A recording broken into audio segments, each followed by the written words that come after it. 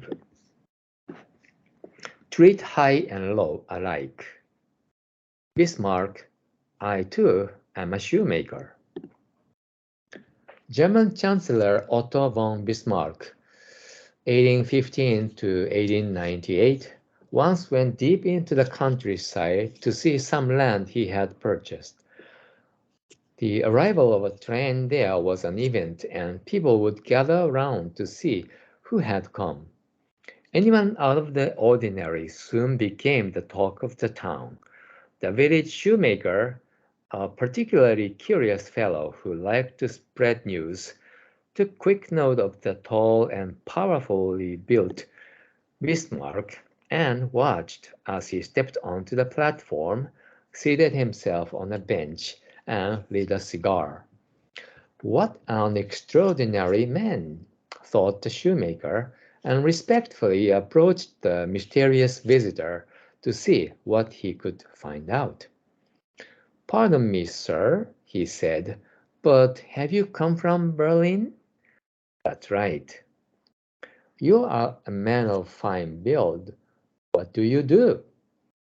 What do you do? Countered Bismarck. I am a poor country shoemaker.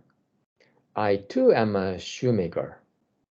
The two men continued their conversation until a uniformed man came up and said deferentially, Sire, your carriage is ready. The shoemaker was stunned. Realizing he had been addressing a man of high station, he humbly apologized for his effrontery. Bismarck replied affably, Not at all. If you should ever come to Berlin, please stop by my factory. The address is 76 Wilhelm Street. The villager never dreamed that he had been speaking to Bismarck. The blood and iron chancellor showed himself to be a genial man of the people, one who treated all alike, high and low. I learned about Bismarck in the history class at high school, and what I learned was he was not a good politician. Rather, he was illustrated as a bad one. The label was fascist. I don't know much about this term, but I don't think the meaning is so good. So actually in the World War, maybe the German and Italy and the Japan was in an ally. Maybe I don't need to get into this history too much, but anyway, in my mind, Bismarck was not a good person, but it's a label put by his enemy. So everything becomes bad from the perspective of the enemy. Any person has good side and bad side. So in this story, the warm, friendly aspect of Bismarck's personality is depicted. So at the beginning, when I read this story long time ago, I didn't understand why he introduced himself as a shoemaker to the countryside shoemaker.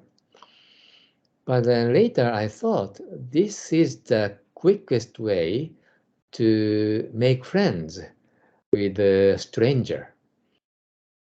In one sentence, the shoemaker thought, oh, he's also a shoemaker, my friend. Of course, it's not the fact. It's not true. We can call it a lie, but it's a good kind of lie. Actually, we use such kind of lie in our day-to-day lives, thinking it's not a bad thing, because it's kind of a cataract to to make our conversation go smooth. So it's like diplomatic language. It's a kindness. If the shoemaker had understood Bismarck is a chancellor, then he can't have such a friendly conversation. All Bismarck wanted to have was a friendly conversation. He wanted to enjoy this time with a stranger, with a countryman. So this is how the author depicted as treating all alike, high and low.